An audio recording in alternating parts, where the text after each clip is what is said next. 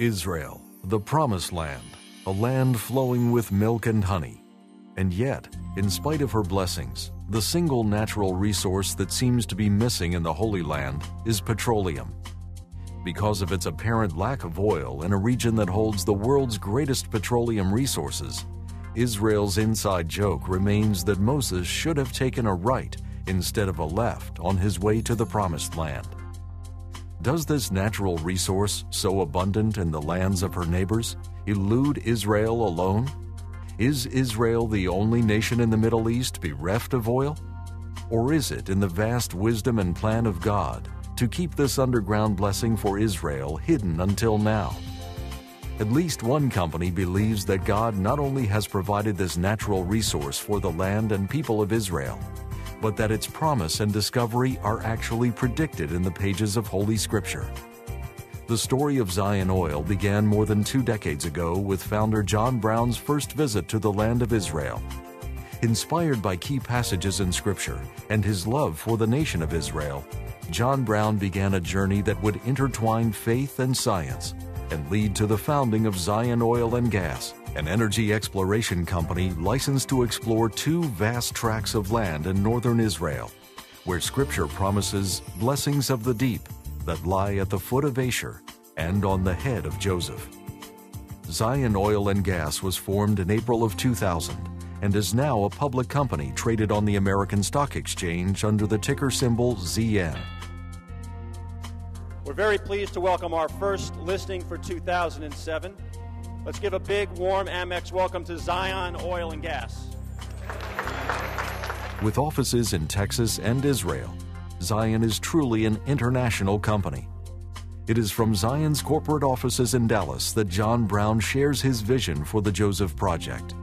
In January 1981, after I'd accepted Christ, I went to a church in Clawson, Michigan, and in this church, a man by the name of Jim Spillman came to the church, and he told the story of how God had put in the Bible, in both Jacob in Genesis chapter 49 and also Moses in Deuteronomy chapter 33, how both of them spoke of how someday that God would bless Joseph with oil, and he talked of the blessings that lies beneath. And it was fascinating to me that God would put something like that in the Scriptures. So that was the beginning of the vision that God had planted in my heart with Jim Spillman in probably February, I think February of 1981.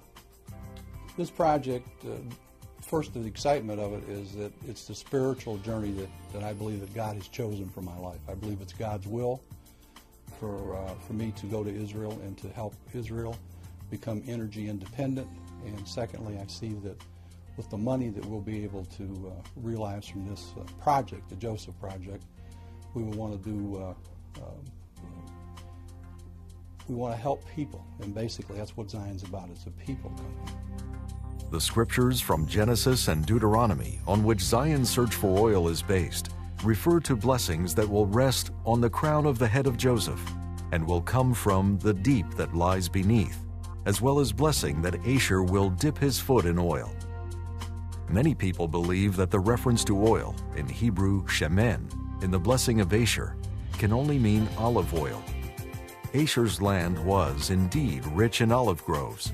However, the Bible also uses the word shemen in the context of oil from rock. Petroleum is the Latin word for rock oil. Deuteronomy chapter 32 refers to sucking oil from the flinty rock, and Job chapter 29 talks of the rock pouring me out rivers of oil.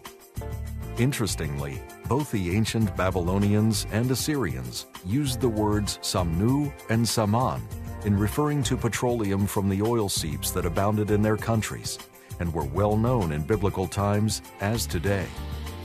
The license area held by Zion Oil and Gas, when overlain with a map of the 12 tribes of Israel, corresponds to the lands known as the head of Joseph and the foot of Asher. Zion's drilling venture, known as the Joseph Project, is so named because the Joseph and Asher Manasseh license areas lay in the heart of the lands belonging to the ancient tribes Asher and Manasseh, the son of Joseph. Glenn Perry, Zion's president and chief operating officer, has a long history as a petroleum professional, managing projects around the globe for some of the world's leading oil companies. Glenn began advising John Brown in his search in 1999 and has been a part of Zion Oil and Gas since its founding in 2000. When we started, we had a very small license area immediately around Monteith because we thought that was the project area at the time. We increased our license area to about 98,000 acres, and then again realizing the potential, we picked up another permit to the north, the Asher permit, and started working on that.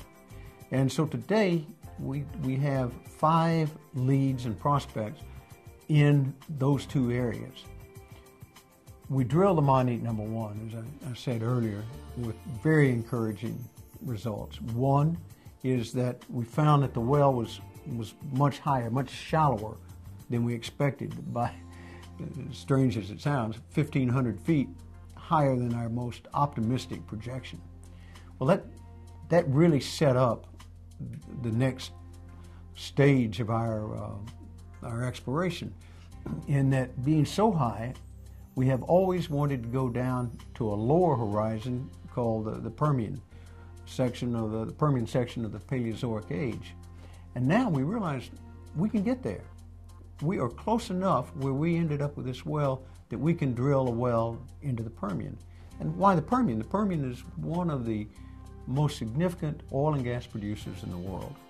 Where we originally worked with a Monteith Joseph license, at the end of its term, we applied for a new license, reduced the size slightly to 80-something thousand acres, and took the Asher permit, turned it into a license. So now we've got 162,000 acres under exploration.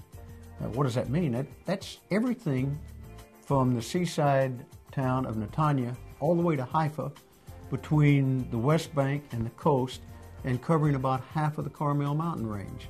So it's a huge area.